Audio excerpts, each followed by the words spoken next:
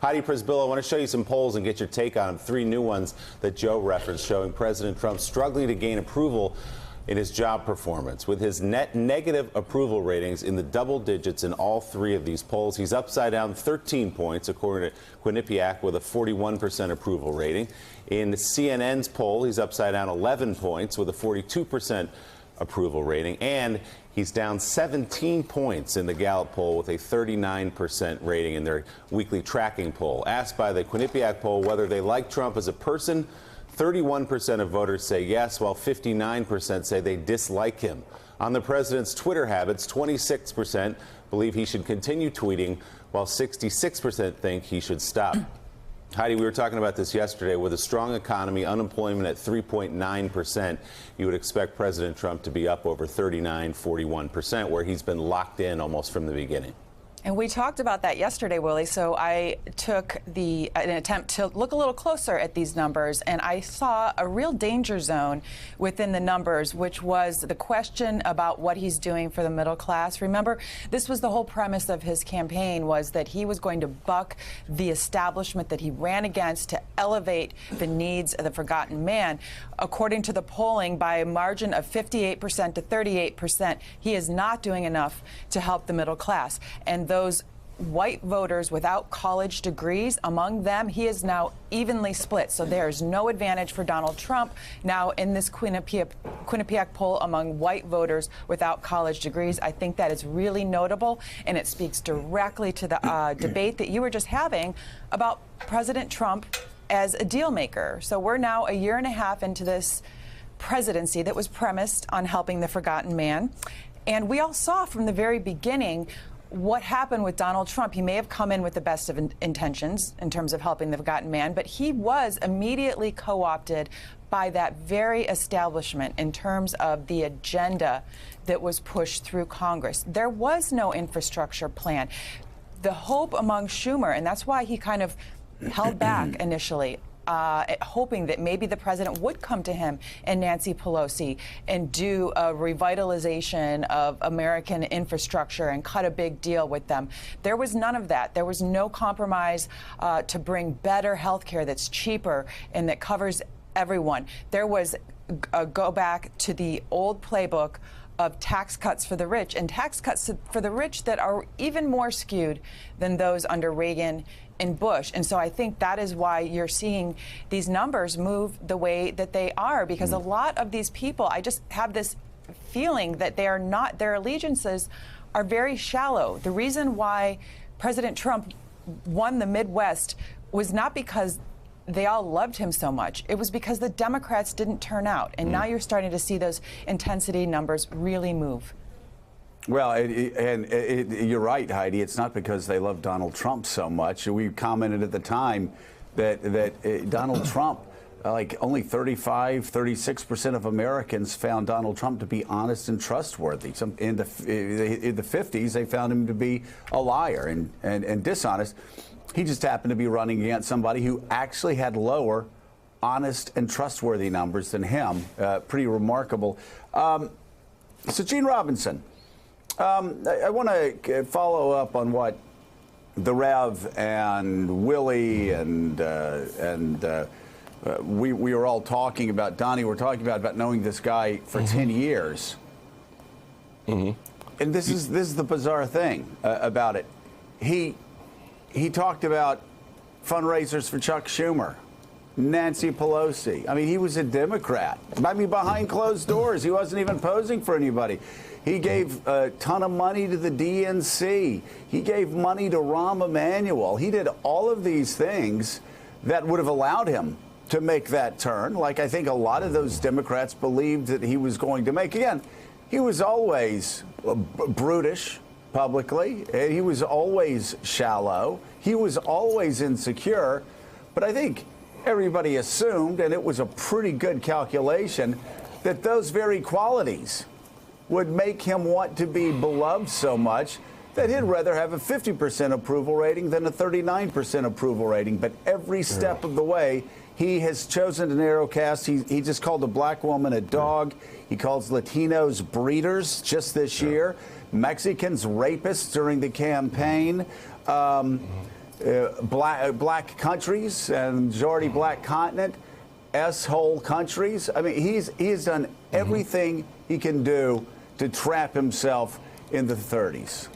Yeah, I mean, you said something earlier that's absolutely right. I mean, whenever I write really anything about Donald Trump, some people, Democrats, write me and say, no, don't write that, don't say that. That's just what he wants. This is all a trap somehow. When no, it's not. I mean, No, it's no. not. It's just this is not a trap. He didn't just take a pratfall down the stairs as part of some sort of evil plot. And I think the answer to the question that you guys are posing is clearly that he's not fully in control. I mean, he's not in control. Gene, I got to say, really, the guy's not right. Mm-hmm. Yeah, he's not acting logically. And I don't know how to say it without people saying, don't act like you're a doctor. I'm not acting like I'm a doctor. I've known the guy for 10 years, though. Nobody rationally behaves this way unless they want to get wiped out in elections, unless they want to have 38, 39% approval rating. Right. As a matter of politics, as a matter of the numbers, this is an insane way to behave. And then there are other things. The way these sort of, what I suspect were sort of deeply buried prejudices have come out about Latinos, about African Americans, about women, certainly, and the way he treats women. Yep. But those are things that, an adult in control of himself manages to bury, manages to realize that they're not appropriate. They're certainly not appropriate to sort of trumpet the way he does. But he can't control those things. They just sort of erupt out of him. He learned to do one extraordinary thing during the campaign, which is these sort of stream of consciousness rallies in which, for a segment of the electorate, they are catnip, they are amphetamines, they are whatever, some kind of drug that really pump people up, and that's really what he knows how to do, and so that's what he'll continue to do, and it turns out the other 60% more and more. But this is not just all some diabolical plot. This is a man who's out of control. If you get 39 or 40%, you lose elections. There's like, don't worry. He's not going to sneak up on you like he did before. Mika and Willie and I and Mark Halperin were saying he had a chance to win the last 2 weeks. Didn't think he was going to. Said he had a chance to win. And seriously, you would have thought that we said locusts were going to be descending from the heavens and eating the flesh off of every human being in America. Well, I'm here to tell you now, a 40% president loses midterms and a 40% president doesn't get reelected. Ain't gonna happen. But Reverend Al, let's just wrap this up because we do have quite a few people on here who've known Donald Trump for 10 years. This is what's so interesting to me. Gene had said, and you're talking about the guy's not well, Gene had said before that people keep their prejudices buried when they talk, certainly in public. I'm sure he never said anything inappropriate to you racially, but I can tell you, while Donald Trump said inappropriate things behind closed doors and certainly was not a feminist behind closed doors for the decade I was with him, I can tell you, and Mika would tell you the same thing, he never once said anything remotely insensitive behind closed doors regarding race. Never once. The first time I ever heard him say anything about it was in 2011 when he held on to this birther conspiracy, and it was like this lifelong Democrat figured out that if he played a racist and a bigot, he could win the Republican nomination, which of course offended me at the time because I was a Republican. but I'll be damned if he didn't do it. Well, I had this a makes similar, it worse. I had a similar experience. Yeah, go ahead. Because, I met him in the 80s with Don King and Mike Tyson, and then I marched on him around the Central Park 5 case, which he was adamantly opposed to. But as I got to know him, he never was offensive. He even came down National Action Network conventions twice, cut the ribbon one year with Geraldine Ferraro.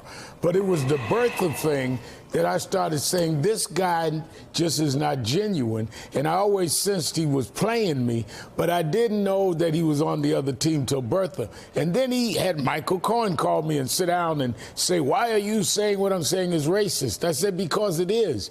And I was trying to gauge whether he was just insensitive or really racial. But as time has gone on and he's hit the limits of what he's able to do, you do what people do. You reach inside to who you really are. And these feelings are really coming out. No one could call African nations in Haiti S-holes or call Mexican rapists or call a black woman a dog unless that's really in them.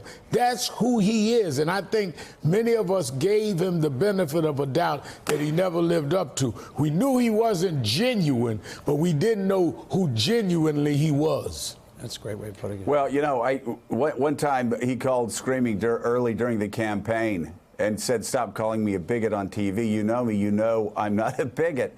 And I said, well, Donald, if you're not a bigot, you're playing one on TV to get elected, which actually is even worse. So it doesn't really matter. Ike always said, you don't guess what somebody believes. You don't try to imagine what they believe. Look at their actions, and that will tell you. Well, Donald Trump, by his actions, he has shown us, regardless of what he believes inside his head, he's a bigot. He's acting like a bigot. He's ruling like a bigot. And that bigot will be defeated at the polls this fall and in 2 years. Amen. Still ahead on Morning Joe. Thanks for checking out MSNBC on YouTube, and make sure you subscribe to stay up to date on the day's biggest stories. And you can click on any of the videos around us to watch more from Morning Joe and MSNBC. Thanks so much for watching.